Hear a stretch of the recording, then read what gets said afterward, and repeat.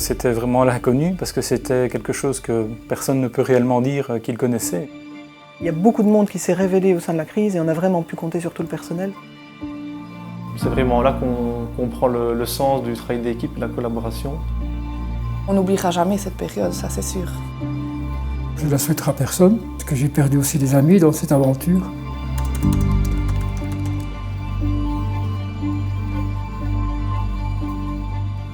Quand le service a fermé, on nous a proposé voir si on était d'accord d'aller dans le service Covid, si on était d'accord de faire des heures supplémentaires. Moi j'ai accepté tout de suite parce que je trouvais que c'était ma place. Les équipes sont restées fort soudées et je pense que ça les a renforcées du fait de travailler dans le Covid et d'être obligés d'être solidaires, autrement on craque moralement. On a réouvert ici en fusionnant deux équipes, l'équipe de chirurgie et l'équipe de médecine, et la fusion s'est tout de suite super bien passée. J'ai été étonnée, le premier jour où on a ouvert, ça a fonctionné comme si ça faisait 10 ans qu'on travaillait ensemble et l'équipe s'est très bien entendue. Et la nuit surtout, parce que la journée on était en nombre dans tous les services, la nuit elle s'appelait hors service Covid, est-ce que tu as besoin d'aide, donc de manière spontanée. C'est quand même impressionnant de voir toute cette solidarité et cette humanité qui ressort de cette situation. Malgré le fait que tout ça a déstabilisé complètement le fonctionnement quotidien, et qu'on a eu cette sensation tout d'un coup d'une vie un peu suspendue, d'une vie au ralenti. Nous sommes sur place et on doit faire face. Et donc je pense qu'il y a malgré tout une cohésion, il y a un soutien. Cohésion au niveau du personnel, mais aussi vis-à-vis des patients. On pensait que des patients allaient très très mal, allaient connaître des moments évidemment de délire liés justement à ce virus, au confinement. Et en tout cas ici dans le service, la surprise ça a été que les patients ont relativement bien vécu ce confinement.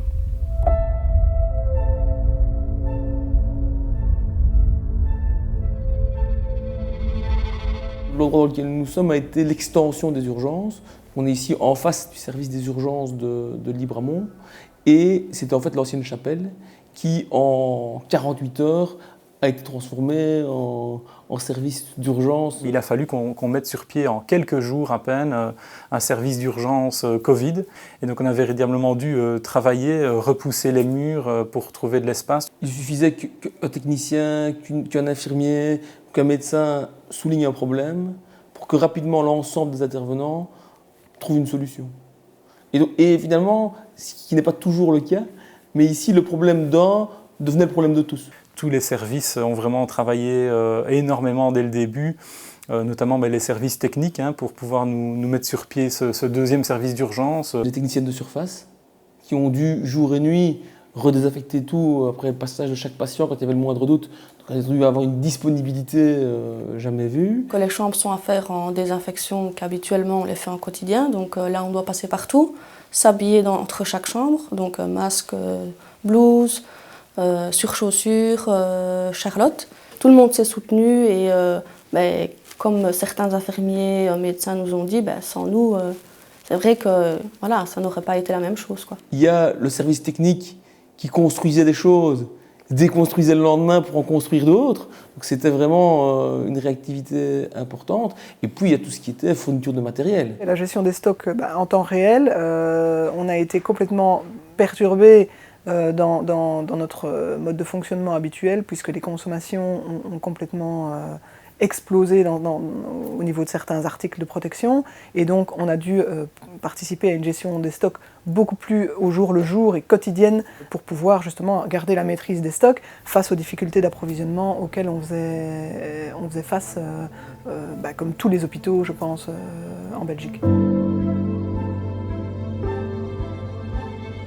On a fait un travail en collaboration avec les différents services provinciaux, la médecine hospitalière, médecine de première ligne d'urgence, mais aussi la médecine extra-hospitalière, médecine générale de première ligne, et puis également tous les services des autres disciplines, notamment les disciplines de secours, les pompiers, la police, la protection civile, les services provinciaux, les services du gouverneur. Tout le monde a travaillé de façon à réorganiser vraiment la médecine de première ligne. Pour moi, vraiment, ce qui est important, c'est que dans notre travail, on a vraiment fort resserré les liens avec les médecins généralistes et l'aspect provincial des choses. Je crois que nous avons été le premier laboratoire non universitaire à pouvoir faire des analyses. Petit à petit, on a augmenté la cadence jusqu'à 200 tests par jour. Et ça a été en doublant les équipes, en prévoyant des gens qui arrivaient à 7 h du matin jusqu'à 21 h. Les gens étaient prêts à faire je veux dire, n'importe quel horaire pour autant qu'on fasse les analyses et qu'on les réponde au plus vite. Ils avaient vraiment un sentiment de responsabilité par rapport à cette crise. Il faut, je pense, vraiment féliciter le personnel, que ce soit des hôpitaux, des maisons de repos, mais tout confondu, parce que ce soit les soignants, le personnel d'entretien, le personnel de cuisine, je pense que tout le monde a eu peur et tout le monde a pris sur soi et est venu travailler, quoi. Et en prenant le risque d'être malade. Mais on a pu compter sur la solidarité des tas de gens et ça a vraiment fait chaud au cœur. Maintenant, pour le reste, oui, ça a été très compliqué à gérer.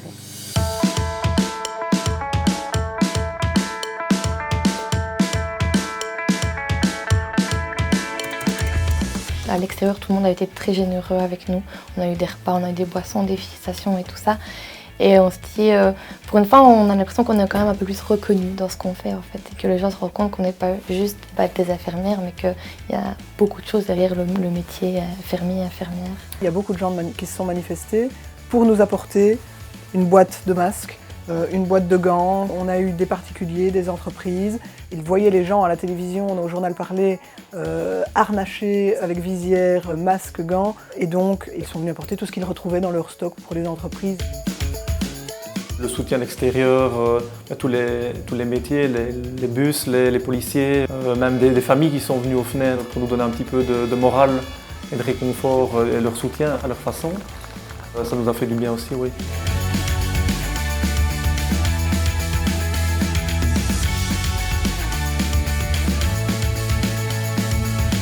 Les nombreuses bénévoles qui sont venus nous aider à coudre les blouses.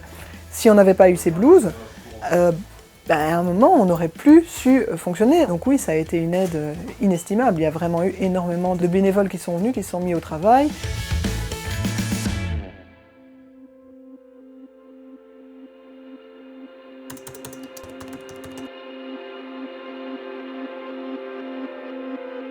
C'est ma collègue qui me dit « Oh, regarde par la fenêtre, ils sont en train de mettre une banderole sur la façade de la maison. » Et quand j'ai vu ça, j'étais en train de m'occuper d'un patient. Je dis au patient « Est-ce que je peux allumer la lampe pour leur faire coucou, les remercier parce que c'est tellement touchant ?» Et le patient, tout de suite, il me dit « Oui, on va faire tout ça. » Donc j'ai allumé plusieurs fois la lampe pour qu'ils me remarquent. Et là, ils m'ont vu, on s'est fait des signes. Et franchement, c'était impressionnant quoi, de voir cette générosité.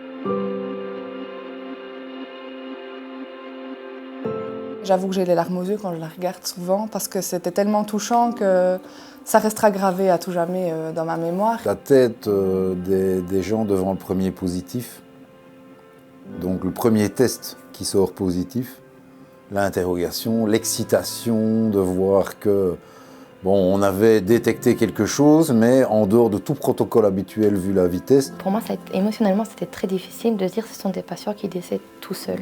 On est là, mais on n'est quand même pas de leur famille, on part avoir quelques mots réconfortants, c'est quand même pas comme la famille. Il y a eu quand même pas mal de larmes et de bons moments passés quand même avec la tablette. C'était le seul moyen de communication entre les familles et les patients. Je suis papa de petits garçons et je sais qu'ils étaient inquiets quand je venais de travailler et je sais qu'ils m'attendaient quand je rentrais du travail.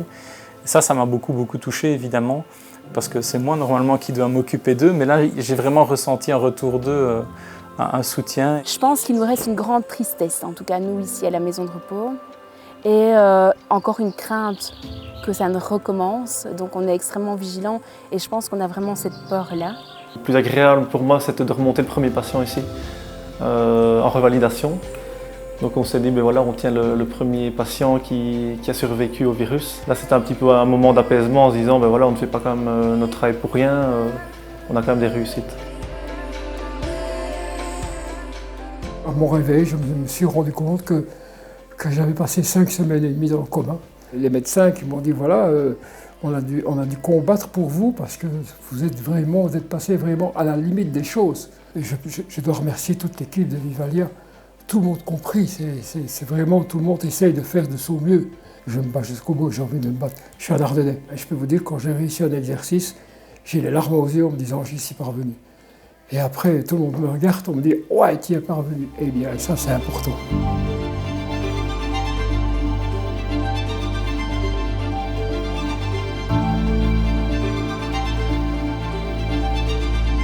Je pense qu'on ne serait pas des super-héros sans la collaboration d'autres professions. J'entends par là les techniciens de surface, tous les cours de métier principalement, Et aussi les gens qui nous ont aidés à avancer, notamment avec les dons alimentaires. Quand vous voyez qu'on applaudit, mais que les gens quand même continuent à se rassembler, tout ça à gauche, à droite, on se dit est-ce qu'ils nous applaudissent, mais est-ce qu'ils ont vraiment compris pourquoi ils applaudissaient? Pour moi, les héros, c'est les patients. C'est les gens qui ont été hospitalisés, quelle que soit la raison. C'est ces gens qui sont restés pendant des semaines sans visite, pas entourés de leurs proches. Et ces gens-là ont survécu ces émotions avec beaucoup de dignité. Je crois que ces gens-là qui sont ici, tous les soignants, tout le monde, tout le service médical, je crois que c'est des gens, c'est des héros, c'est vraiment des héros parce qu'ils ont quand même combattu une maladie et ils en sont sortis.